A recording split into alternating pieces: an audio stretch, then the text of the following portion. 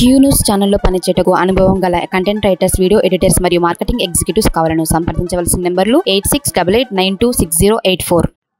తెలంగాణ రాష్ట్ర వ్యాప్తంగా 2024-2025 విద్యా సంవత్సరం క్లాసులు ప్రారంభమయ్యాయి. అయితే మొత్తం సూర్యాపేట జిల్లా వ్యాప్తంగా కూడా ప్రారంభమైన నేపథ్యంలో సూర్యాపేట జిల్లా వ్యాప్తంగా అసలు ఎన్ని ప్రైవేట్ స్కూళ్ళు ఉన్నాయి, ఎన్ని ప్రభుత్వ స్కూళ్ళు ఉన్నాయి, అసలు ప్రైవేట్ స్కూల్లో అసలు ఒక్కొక్క స్కూల్లో లక్షల రూపాయలు కూడా వసూలు చేస్తున్నారు. వాటిపై చర్చిస్తేందుకు మనం డిఈఓ అశోక్ గారు ఉన్నారు, సూర్యాపేట జిల్లా విద్యాధికారి. వారు మాట్లాడుతున్నాం. సార్ నమస్తే సార్. సార్ మొత్తం సూర్యాపేట జిల్లా వ్యాప్తంగా మొత్తం ఎన్ని ప్రైవేట్ స్కూళ్ళు ఉన్నాయి, ప్రభుత్వ స్కూల్ ఎన్ని? అందరికీ నమస్కారం అండి. మన సూర్యాపేట జిల్లాలో ప్రభుత్వ పాఠశాలలు 950 స్కూళ్ళు ఉన్నాయి, ప్రైవేటువి 235 స్కూళ్ళు ఉన్నాయి. వాటిలో మరి ప్రైవేట్ స్కూల్లో 23, 24, 25 అకాడమిక్ ఇయర్లో అన్నీ కూడా ఓపెన్ చేయడం జరిగింది. మన ప్రైవేట్ స్కూళ్ళు కానీ ప్రభుత్వ పాఠశాలలు కానీ. వాటిలో ప్రభుత్వ పాఠశాలలో కూడా చక్కటి విద్య జరుగుతూ ఉన్నది. ప్రభుత్వ పాఠశాలలో కానివచ్చు, ప్రైవేట్ స్కూల్లో కూడా క్వాలిటీ ఎడ్యుకేషన్ ఇవ్వడం జరుగుతుంది. అందులో మరి ఈ మధ్యనే చాలా కంప్లైంట్స్ రావడం జరుగుతూ ఉన్నది.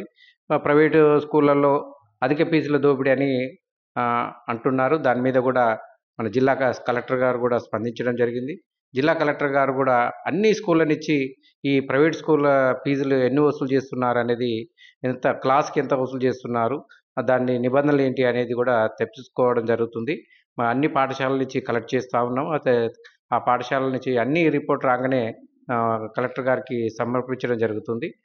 అందులో ఈ ప్రైవేట్ స్కూళ్ళల్లో ఒక విద్యార్థికి ఎంత వసూలు చేయాలనేది ఆ స్కూల్ యొక్క కమిటీ ఉంటుంది, గవర్నింగ్ బాడీ. ఆ గవర్నింగ్ బాడీ ఆధ్వర్యంలోనే ఈ ఫీజ్ స్ట్రక్చర్ అనేది ఆమోదం పొందుతుంది. ఆ వచ్చిన ఫీజులో మరి 50% సాలరీస్ ఇవ్వడం జరుగుతుంది, 50% స్కూల్ డెవలప్మెంట్ యాక్టివిటీస్కి ఉపయోగించుకోవడం జరుగుతుంది. కాబట్టి అదంతా కూడా కలెక్టర్ గారు కూడా రివ్యూ చేస్తామని అన్నారు. కాబట్టి ఒక్కొక్క స్కూల్ నుంచి ఫీ స్ట్రక్చర్ తెప్పించి సార్కి ముఖ్యంగా చెప్పండి, ఒక్కొక్క స్కూల్లో ఎంతమంది పిల్లలు విద్య అభ్యసించాలి? ఎందుకంటే ఇప్పుడు మన దగ్గర సూర్యాపేటలో జయ అనే ఒక పెద్ద మొత్తంలో కూడా పిల్లలు క్యూ కడుతున్నారు. వందలాది మంది పిల్లలు కూడా ఎందుకంటే దాంట్లో జాయిన్ అవుతున్నారు. దాంతోపాటు అక్కడ కూడా ఫీజులు కూడా పరంపర కొనసాగుతుంది. అసలు ఒక్కొక్క స్కూల్లో ఎంతమంది విద్యార్థులు ఉండాలి?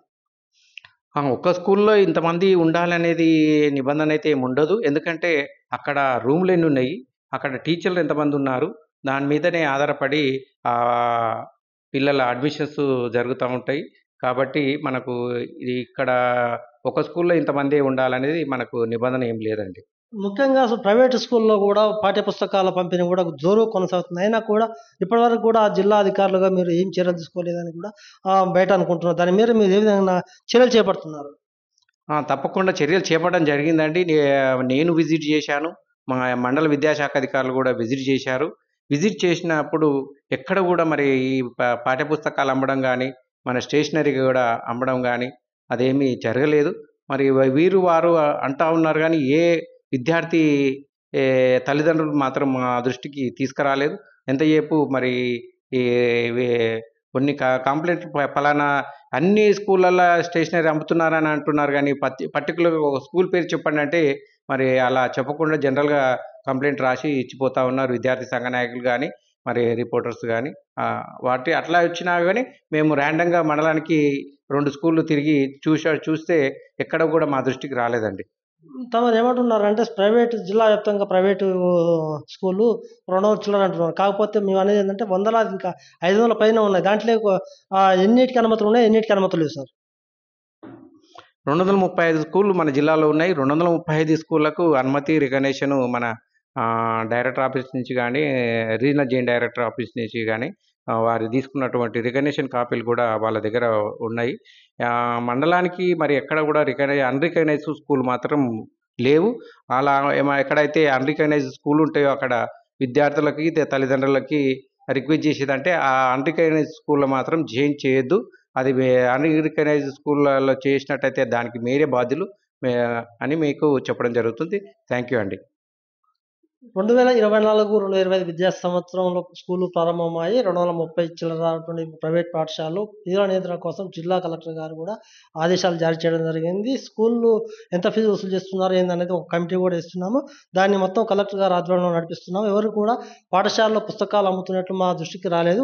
విద్యార్థి సంఘ నాయకులు చెప్తున్నారు కానీ ఎక్కడ కూడా అలాంటివి లేదు. తల్లిదండ్రులు కూడా మాకు ఎలాంటి సమాచారం ఇవ్వలేదు. ఖచ్చితంగా పూర్తి దర్యాప్తు చేస్తాము. ఎవరైనా ఇలాంటి ఫీజులు నియంత్రణ కానీ లేకపోతే పుస్తకాలు అమ్మడం కానీ జరిగితే మాత్రం కఠిన చర్యలు తప్పవని DO అశోక్ గారు అంటున్నారు. క్యూ న్యూస్ ఛానల్లో పనిచేయటకు అనుభవం గల కంటెంట్ రైటర్స్, వీడియో ఎడిటర్స్ మరియు మార్కెటింగ్ ఎగ్జిక్యూటివ్స్ కావాలను సంప్రదించవలసిన నెంబర్లు 8688926084.